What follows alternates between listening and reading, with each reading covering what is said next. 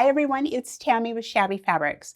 I have a wonderful project for you today. It is back to school time. Here we are already. Where did the summer go? I have the On Wander Lane wall hanging for September. This is such a fun project. I love the schoolhouse with the little squirrels gathering the nuts. We've got a couple of little buttons on here. We've got the school bell and the doorknob. Little bit of embroidery. We've got some back stitching in the word school, and then on the bell, and then a French knot for the squirrel's eye. Very simple embellishments. The piecing is a lot of fun, and that's what I'm going to focus on today.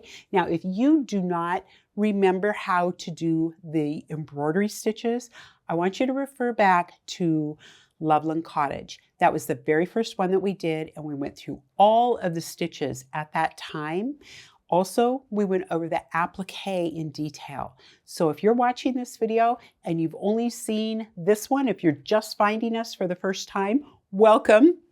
But I'd want you to go back to the Loveland Cottage video and reference that for how to do the applique in the center. You'll be using your Shabby Fabrics pre-fused laser kit cut, your layout diagrams in the book, and that's how you're going to put your applique together.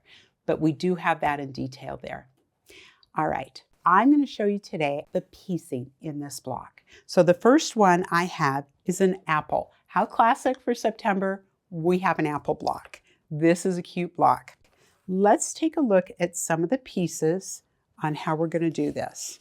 Now, first of all, you have your book from Art to Heart. This is your Schoolhouse Haven book.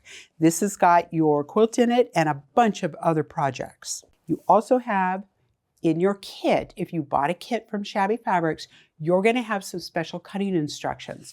What we do in our cutting instructions is we just use all the fabrics, tell you exactly what fabric you're cutting, how to label it, and that's how you're going to use this as a guide. It's just very helpful. I do label all of my fabrics when I cut them. I find that it's very confusing sometimes when you're cutting your fabrics and then now all of a sudden I have an A square, a B square, and a D square. I don't remember which one was which when I cut that. So I like to label my squares. I strongly encourage you to do the same. So I'm going to start with all of these pieces to make the center of the apple. So basically what we're going to do is we're going to make an apple block and we're going to sew and flip these. So I'm going to take an A square and I'm going to put it at the bottom of G. I'm going to turn it over. I'm going to draw the line, sew on the line, trim and press, right? Sew and flip is very basic. We've been doing a lot of that in this series, and I do go into detail on how to do that in the other series, in the previous videos that we have done. I'm going to just lightly touch on this now. So if you need more instruction on that, please watch those other videos where I go into a lot more detail. So we're going to do some sew and flip on this one. On H, I did things a little bit differently, and I'm going to show you why. These two are going to go together like this, and I can see that this is coming together at a point right here, right on this seam. So what I want to do is I want these two seams to nest with each other. I think that's the best way to get a perfect point. So to do that, I have pressed all of these out, right? They've all gone towards the cream fabric. You can see that on the back. So when I do this one, I'm actually going to trim this and we're going to press this one to the red. I know that seems unusual, but let's do that and I'll show you why. Let me run this, get my iron heated up here. I'm going to set my seam. You notice I have the red fabric facing towards me. I'm doing that on purpose because I want the red is where I'm pressing towards. Now as I lay this over, you see how nicely that worked? Now when I press that,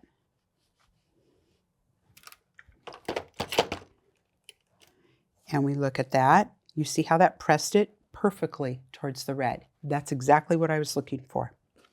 All right, so let's go ahead and trim out the other two, and I'm going to press them to the cream as normal, as you would expect. So now I have the cream up facing me. I'm going to press, set my seam, and just open that right up, and it just lays straight on there. All right, so now I have the two halves of my apple put together. So what I want to do is sew the center seam. So I'm going to flip them over, right sides together. Now let's focus on this seam right here, on this intersection right here. So this one's pressed towards the red, this one is pressed toward the cream. Now these will slide together and lock into place. Oh, that is a tight nested seam. Now I want to pin that and make sure that it stays there. So I'm going to use a Clover extra fine patchwork pin. They're my favorite pins to use. I use them all the time. All right, so I'm going to pin that right on that seam allowance right here, and that's just going to help them lock together. So they're not going to move anywhere. All right, let's pin the bottom corner. I always like to pin the bottom corner when I'm going to be sewing from here to here. I like to pin that bottom corner because those two edges are going to try to walk away from each other by the time I get there. So I just want to be able to sew straight off of that. Okay, let's go do that. Okay, so when I'm going to start to sew, I'm going to use my guideline seam guide that's on here to help me get a perfect 1/4 of an inch. If you struggle with a 1/4 of an inch, this is the best tool ever. It sits right there on my machine, right where I need it. And you can see the perfect 1/4 inch that you sew when you use this guidelines. All right, so now let's take our pins out. Now, how are we going to press that? Well, I've got these 2 points that are meeting right there. So I'm going to press this seam open. I'm going to spread this bulk. You see how it doesn't know which way it wants to go. So we are just going to press this seam open. I'm going to split this seam here. I'm going to use the tip of this iron. I love this iron. This is a Panasonic 360 cordless iron that I have with me today. But it has a tip on it that allows that seam just parts right in front of it as I run that iron down it. I love that. Okay, let's see how we did. Oh, that is perfect. You see that? That seam is exactly what I wanted it to do. It's the perfect intersection right there. All right, so let's set that part aside. Now let's work on the leaf and the stem. Again, I have a bunch of little pieces here. Okay, so I have definitely labeled them. So you're going to take this, you're going to sew and flip, right? Add your rectangle, and you come up with this. This is your leaf. Let's look at the stem. Okay, so we have a rectangle F. I'm going to sew and flip a K right here. I'm going to take a J stem, and I'm going to sew and flip a D onto here, a D square, and I'm going to put them together, and this is what that looks like. So now I'm going to put these 2 pieces together. Now you can see these 2 intersections are not going to line up, and that's okay. They're not supposed to. That's all good. So we're just going to put these 2 together. Again, I'm going to pin the bottom, hang on to those. I'm going to pin this in the middle, like this, just like that. Now I'm going to go ahead and sew that. All right. So again, when I look at this on the back, I have seams everywhere on this. So again, I am going to press this open. Use the tip of that iron. Sometimes a little bit of steam right now. Just hold it in place. Don't be moving that iron around. Just hold it in place. Use a little bit of steam. That's going to help those seams just go whoop and just sit right there. A wool pressing mat does a beautiful job. Look how flat that is. That is beautiful. Got a lot of seams going on, and that lays just perfectly flat. All right, so now I have a leaf and stem and an apple. Let's put these together. Get some of these threads out of here. Okay, so now I have some open seams. This seam is open and this seam is open. I'm going to nest these two seams together. To do that, we're just going to stack them. There it is right there. Okay. So I have this seam allowance right here is going to stack on top of this one, just like this. And I'm just going to pull ever so slightly and make sure that there's a gap there between those two seam allowances and that they truly are stacked exactly on top of each other. And I'm going to pin them in place because I know they're not going to stay there. All right. Let's pin the end like this. I'm going to go forward. And I'm going to pin this one here. You know, I'm a firm believer in more pins is better. I would much rather take 2 seconds and put a pin in than spend 5 minutes tearing out a seam and restitching it. I'm not a fan of that seam ripper. And I know it's on set with me today, but I really don't want to touch it. So let's not do that. Let's just use a pin instead. All right? All right, I'm going to sew that and we'll have an apple block.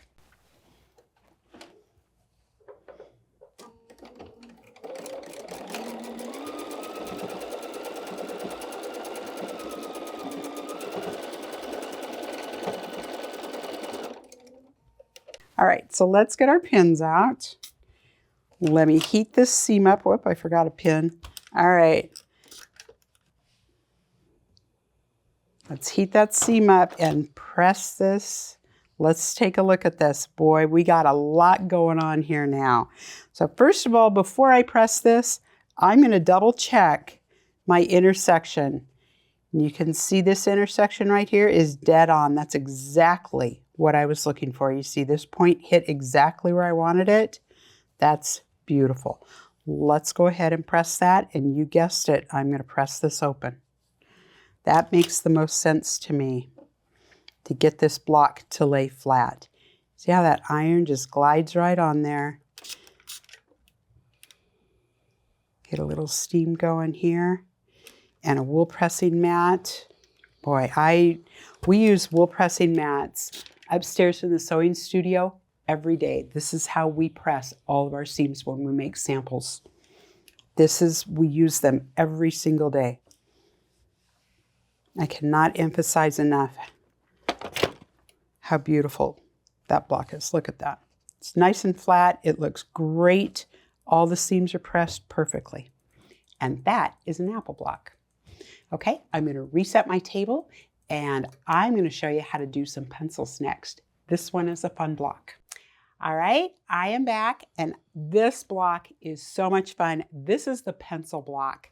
I love this block. This is very clever how Nancy did this. Nancy Halverson is the designer of all things on Wander Lane, and we just absolutely love all of her products that she has come out with this. She's got so many different projects. Love Nancy. She's an amazing designer, and I do want to thank her for letting us do these videos and bring this tutorial to you. So let's go ahead and get started. All right, so I have pencils. How cool. So I have an eraser. I have the ring, the metal ring that's on a pencil, and a pencil just like this. And then we have 3 different pencils that I have. We have some directional fabric here, so you're just going to want to watch your directional fabric, especially these vines. That's the one that I'd really watch. Also, this little ring right here, I want those stripes to run this direction. I don't want them to go across. That way it looks like a real ring around a pencil. All right, so very simple. You're going to put all of your erasers onto your metal rings. You're going to attach them to your pencils. All right, now you're going to have this, and now we're just going to start adding our spacer blocks. So I have a D spacer block and an A spacer block. So I'm going to go ahead and put an A block onto the top of this pencil. This is just straight patchwork. very easy. Definitely want to use your extra fine pins. Let's go sew that. All right, and I'm going to press towards the block that I just added. I don't want to come back. See how that block, it wants to go that direction? That seam allowance says, nope, I want to go this way. I'm going to let it do that. There's no reason to worry about pressing seams different here in this block. All right, so there's our first pencil. All right, let's look at the next pencil. I did that one ahead of time. That one is exactly the same thing. We're just adding the smaller spacer block onto it. That pencil's here. All right, now let's look at this pencil. So with this pencil, I have two very narrow strips that I put on either side, and I'm going to put a C block on top of that. So I have, oh, that does match. Very good. If you put this on here, and because you have seams, two seams here, if that does not match your C block, here's a little trick, a little tip I can give you. I'm going to pin first one side of it like this. Then I'm going to pin the other side like this. Now we're going to look at it from the top. Sometimes giving these a slight tug, and you're just kind of slight pull is all I'm doing. And that will open these seams up just ever so slightly. It'll just kind of move that fabric away from that seam allowance if it's ironed incorrectly. And it just takes up that gap so that it lays nice and flat. All right, I'm going to go sew that one now. Okay, so I'm back. We're going to take our pins out. And again, I'm going to hit this with an iron just to warm that seam up, set that seam a little, and up it goes, just like that. Perfect. So I press that one toward the white as well. All right, so now I have 3 pencils right here. And we're just going to simply put these together here and here. Let's see how we press this. I chose to press this towards the red pencil. I press towards the red pencil, and here I press towards the yellow pencil. So I just press those seams right open, just like that.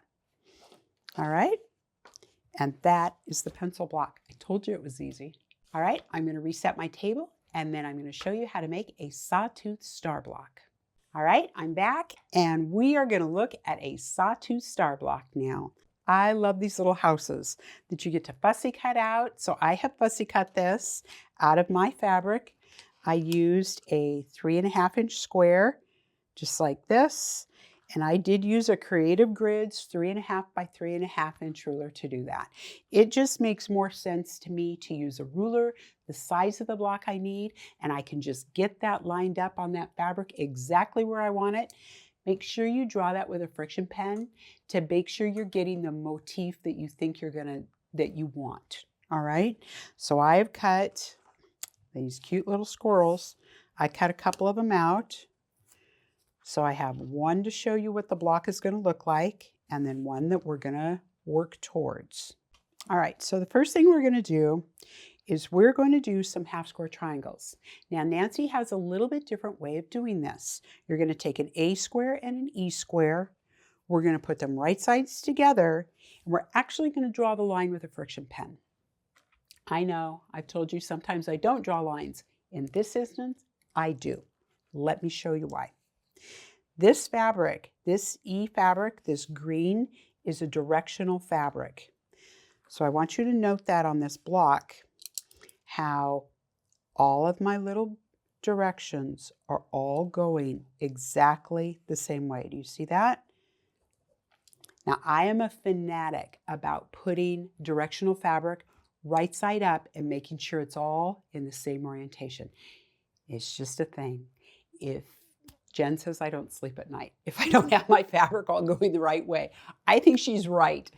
However, if that does not bother you, you can just go ahead and sew your A and E squares on the diagonal, straight down the diagonal, go. and just do it. But I want to show you how I did it. All right? Okay. So let's take a look at this. So I have 4 of these, and I'm going to place them right sides up where they go. Okay? So you see the direction of my fabric is all going this direction. It's not going up. It's going horizontal. All these little these geometric rectangle things in the fabric, they're all laying a directional, right? They're all horizontal. They're all laying horizontal. Okay. All right, so I'm going to put an A square on top of this. And I want to sew corner to corner. So let's just draw a line corner to corner on my A squares. So if I sew on this line, take it to the machine and sew on it, now I have to trim part of it away. Which side are you trimming? Here's the part I figured out. So I want this to open up like this, correct? This is what I want to see after I have this sewn. And I want to trim this side away.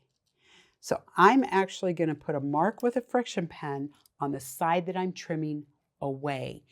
Then I don't make a mistake and cut the wrong side. Because if I cut the wrong side, now my direction is all whacked, right? Okay, so let's do that with all of these. We're going to put this one here. I'm going to draw the line diagonally. So you see I'm mimicking this line right here, this angle of this line when I'm drawing this. See how I drew this one differently? This one's going to be drawn like this, and I'm going to cut this side away because when I open this, that is what I want to see. All right, let's do the next one. So I'm going to mimic the angle. And I know I'm cutting this part away. This one, same thing. I'm going to mimic the angle.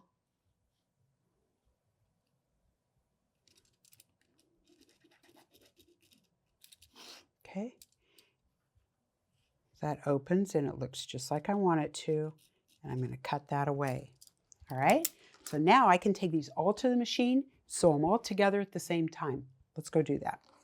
Okay, so I have all my squares sewn. Now I'm just going to simply trim away all of my X's, and then I'm going to get these pressed out. All right, you guys, now I'm going to press these to the white. So we're going to set our seam and press to the white. Look at that. It's a perfect half square triangle. I love that. I don't have to go back and trim up all the little dog ears on it. There are no dog ears, right? There's nothing there. Perfect. All right. All right, let's go get them back into place now. So now I'm just going to play with these and put them back where they belong. Just keep turning them. There we go. That was pretty quick, wasn't it? All right, so let's set this aside. I'm going to keep these in order. Let's just set them on the block. Let's keep them in order so I remember where they go. There's my center. All right, so now let's work on the flying geese. So the flying geese are done again with a directional fabric, right? This is fabric D. So you have this direction and you have this direction. This flying geese does not work right here. So you're going to need to cut your squares, your rectangles differently.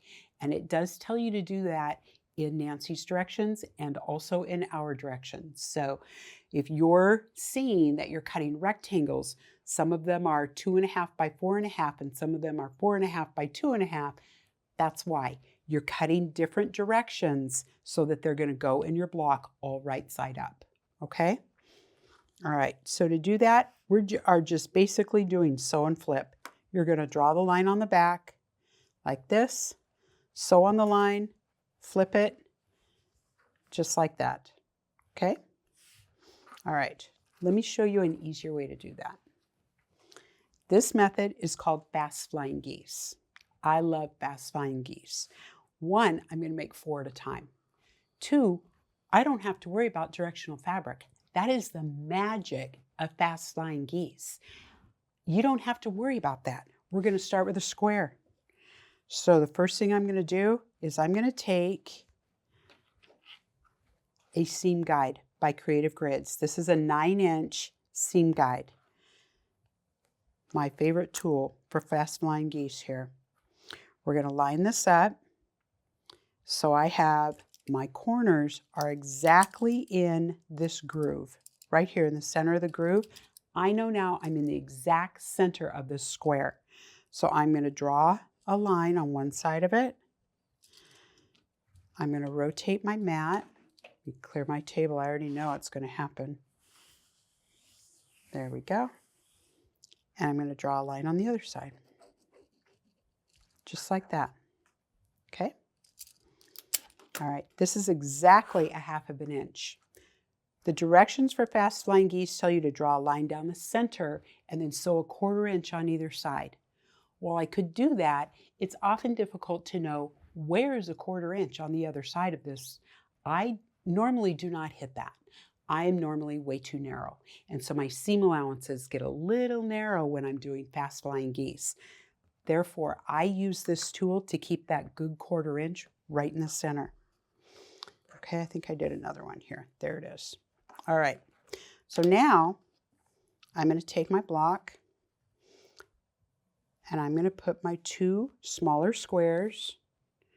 Let's go ahead and pin these on. I'm going to pin these. Now I know that I'm sewing on these lines, so I want my pins well out of my sewing lanes, right? I don't want that presser foot coming in anywhere close to these pins. Okay, so I'm going to put another one on this corner, and I'm making sure that these lines are intersecting so that when I sew this, we're just going to go straight down. All right, let's do another one.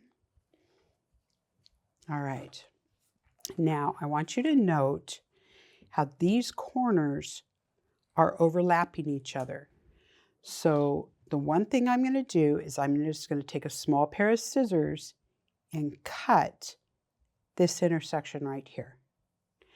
And take those out. I'll go ahead and do that for you. So I'm just going to hold this with my finger to hold on to that. I'm going to place my scissors under here, and I'm just going to cut corner to corner, just like that. You can see I cut both corners. You can lay that back down, and you can see how these are still intersecting exactly like they're supposed to.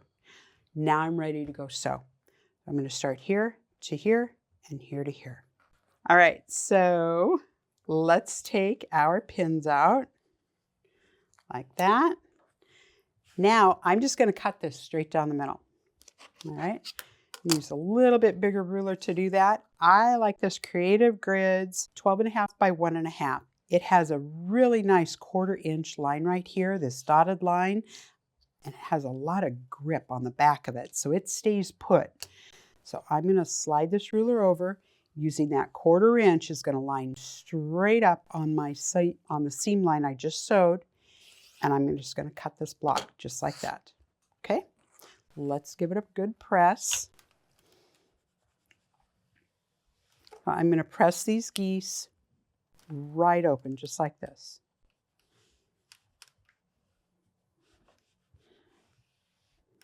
Okay, let's do this one.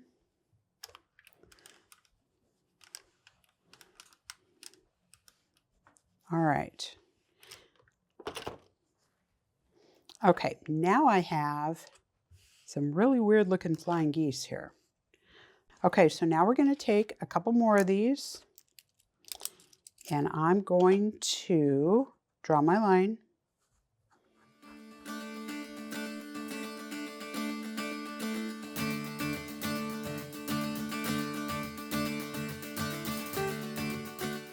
All right, there we go. Let's line this up just like this. Now I'm going to take my pins again. You guessed it. One is here, and one is here. These lines are intersecting perfectly right here and here, which is what I want. I'm going to pin this one, and I'm going to take these to the machine and sew these, and we are going to have 4 flying geese almost complete, ready to trim when I get back. All right, so let's take our pins out and go ahead and get this trimmed. Exactly the same method, 1/4 inch line right on my seam line and cut.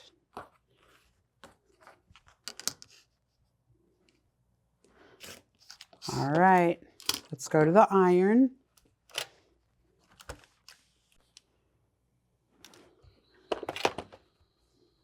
Okay, I have 4 flying geese. Now these are oversized, so now I need to trim these down. I'm going to use a special tool for that, and this is the Ultimate Flying Geese tool. This is probably the most used tool in our whole arsenal of tools that we have in the sewing room.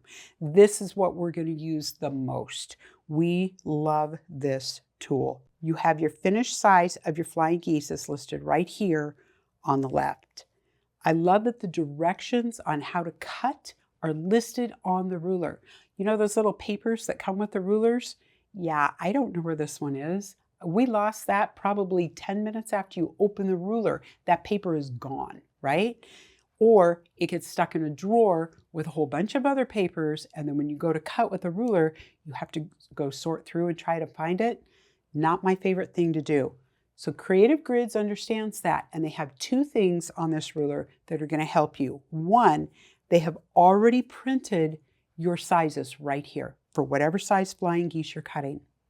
The second thing they've done is they put a QR code on here. If you take your phone and scan this QR code, it's going to take you to the Creative Grids USA website. On that website, you will be able to see a video on how to use the tool if you need another demonstration. It will also give you the directions. So let's say you had another specialty tool from Creative Grids and you don't have the directions. You scan this, it's going to take you straight to it so you can find those directions. I love that. Creative Grids thought of everything because they know quilters, we just want to sew. We don't want to have to try to keep track of these silly directions all over my sewing room. So again, let's go back to the tool. This is a finished size, all right? It is not an unfinished size. Unfinished size has a 1/2 inch added to both measurements, right? So if you're not making a 2x4, that's a finished size. Your pattern is probably going to call for a 2.5 by 4.5 inch flying geese. There's your unfinished part of it. Okay, so keep that in mind when you're using this tool. We get a lot of questions regarding these sizes right here. Okay, so I'm going to show you how to trim this up. All right, so let's get started. So I'm going to place my flying geese in the middle, and I'm going to use trim 1. And I'm going to use the C. The C 1.5 by 3 is what I want my flying geese to finish to. So they are going to be 2 inches by 3.5 inches unfinished. All right, so I'm going to use letter C. I'm going to use those guidelines when I'm doing this. So here I have C is lined up in the V.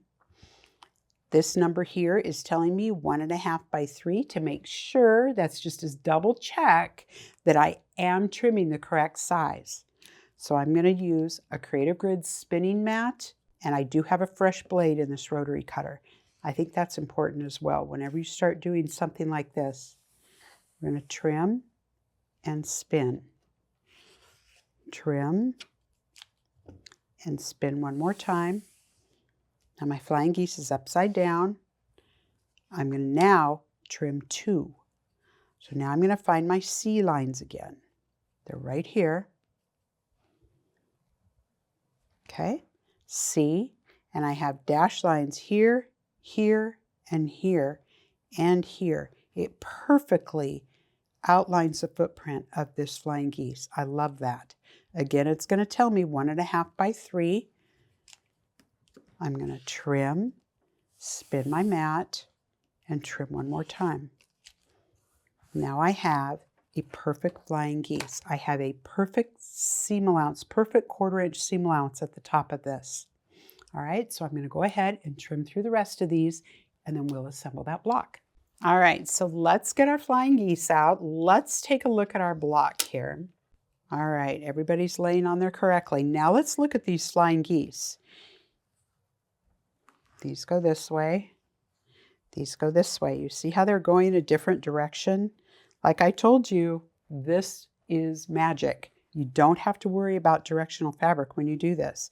Now I'm just simply going to put these where they belong. These are horizontal. They go on the sides. This one is horizontal. He goes on the side. There we go. Just like that.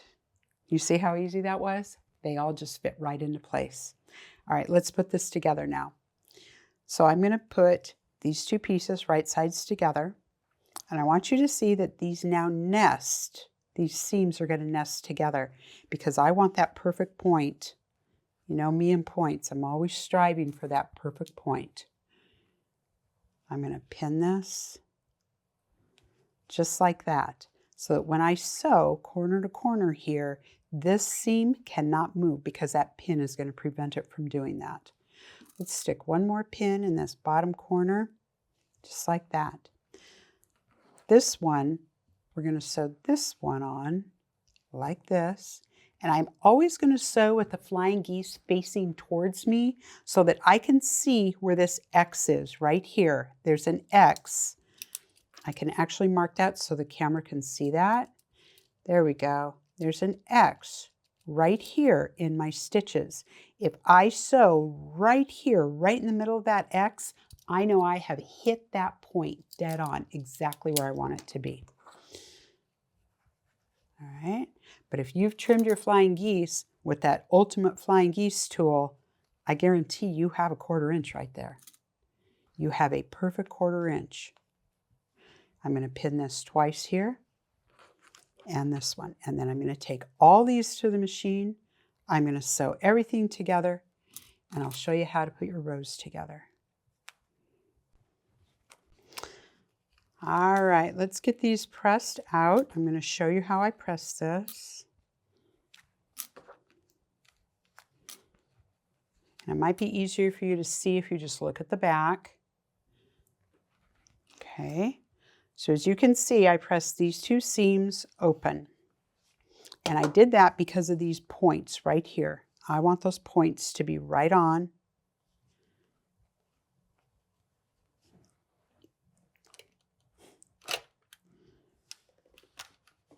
So I'm going to press those open. All right, so on this one, I am simply going to press this towards my center block here. That's the way that seam allowance wants to go, and I'm okay with that. But you can see on the front how these points are perfect right here. That's because I cut them with that tool, and it just helps you hold those points right where they need to be. All right, let's get this back where it goes. There we go. That looks better. Okay, so I'm going to fold this over. And I'm going to stack that seam where because I have one seam that goes this direction, half a seam that goes this way. So I'm going to stack half of that, and I'm going to put a pin on the green right there. This seam allowance, guess what? This nests together again because this is pressed to the white and this is pressed toward the white. So now this all nests together again. I love a good nested seam. Let's do that. So right now I'm just worrying about these points right here, this intersection, and the points. I'm going to pin this last. I'm going to pin the center of the block last. The reason I do that is because these are the most important points to line up right here. This seam allowance in the middle, heck, he just needs a reminder, don't move, right? Okay, I'm going to go ahead and pin the other one. I'm going to go sew this, and when I come back, we'll get our block pressed out, and we'll be done. All right, so let's take our pins out. We're going to get this pressed. All right, and you guessed it, boy. These seams are going open because they're just going everywhere. So let's do that. Okay, and there we have a completed sawtooth star. So let's take a look. What are you doing with all these blocks when you're making them? Well, what I'm doing with mine is I am keeping all of my blocks together in my project bags. These are amazing. These are Quilt As You Go project bags by June Taylor. I just love them. This is how I'm keeping all my blocks together till I can get back to finish my quilt, because you have several blocks to make. So if you make all your pencil blocks, all your apple blocks, and then all your sawtooth stars, rarely would I be able to get that done all in a single day. That's going to take me several days because life is happening in between. Well, I have pets, I have cats that like to come in and rearrange things in my sewing room. I keep my stuff safe with a project bag. That way, they're not taking my stuff. All right, so that's what I have for you today. I hope you've enjoyed this tutorial. I've enjoyed bringing this to you. Let me know if you have any questions. We're here to help you. Michelle and the team will definitely get back to you with answers. And I will see you next time on a Shabby Fabrics tutorial.